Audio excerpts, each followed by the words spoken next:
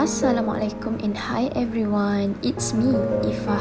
So today I'm not going to share or elaborate more on grateful, but I'm going to tell you guys a story on how I started to feel the need to be grateful in everything that we currently have in life. I hope you guys can get something through this sharing. Thank you. What do you understand from the word grateful?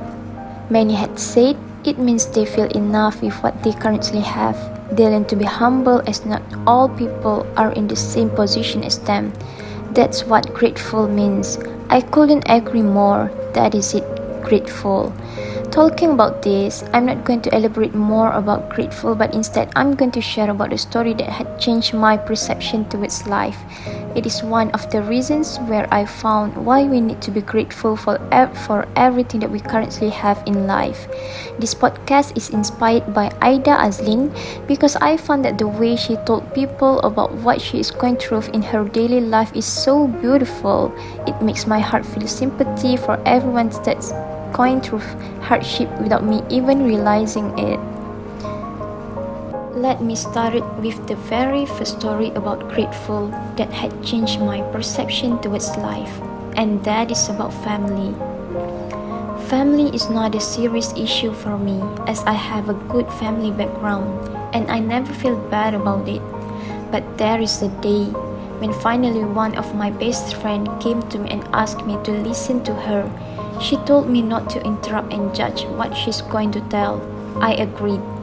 The moment she started to tell, I can hear a soft cry at the end of her voice.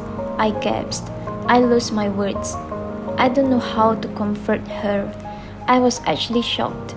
About 10 years knowing her, never in my life I have seen her crying.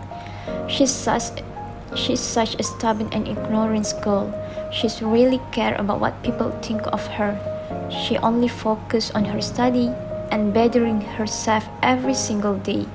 And in 10 years, I've never seen she's dating anyone.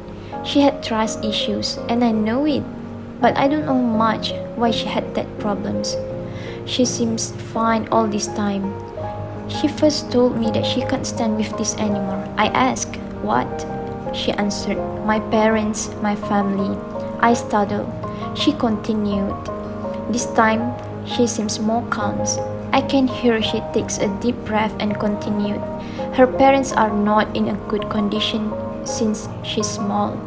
They always misunderstanding, fighting over small things, and even live apart.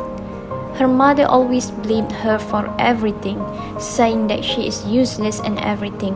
All this while she held on to the sad feelings all to herself. She never told anyone about her problems and pretending to be happy every single time. Yes, she is. The fact that even I don't notice that she has to go through this all this time. I started to cry. I started to question myself as her friend. Am I that useless up until I never noticed my friend is facing a big problem all this time?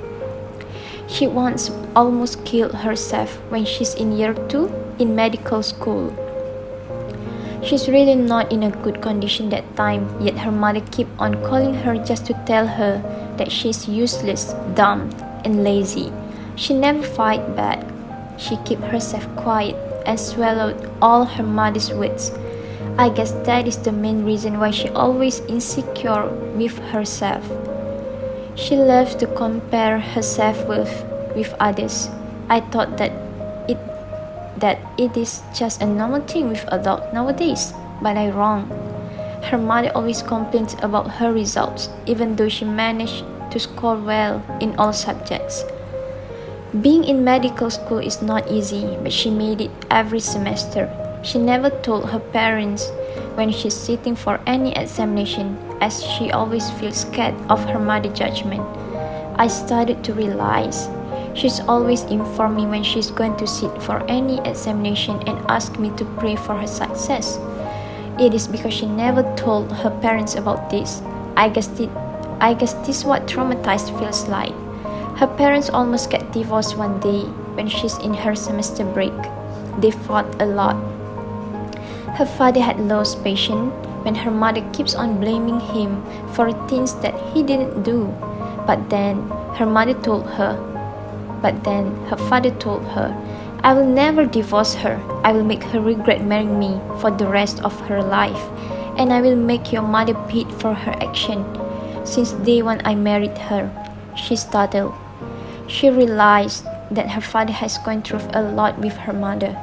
My friend didn't blame her father for that, as she knows that it's her mother who always started everything and makes things bad. Her father has been patient all this time, and she guesses he has reached the limits. He couldn't hold on anymore. She always comforts her siblings when their parents fought.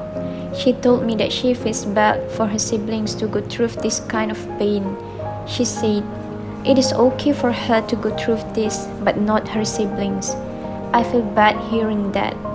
I am a person who does not know how to be grateful for the things that I have now. Someone out there wish to be me.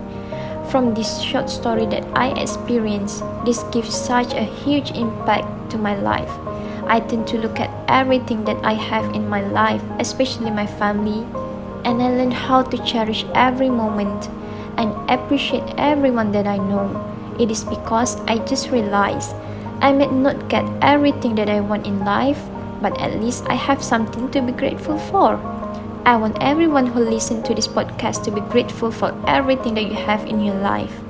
Learn to cherish every moment and appreciate everything before it's too late. You may complain because you don't get everything that you want in life, but don't ever look it that way. Look at someone who's not as lucky as you, someone who suffers with disease and poverty and so on. You don't know how much they wish they are in your position. Live the life without fear, trouble, and hunger. Please, please, please be grateful for everything that God have gave to you. Thank you, everyone, for listening to this podcast. See you next time.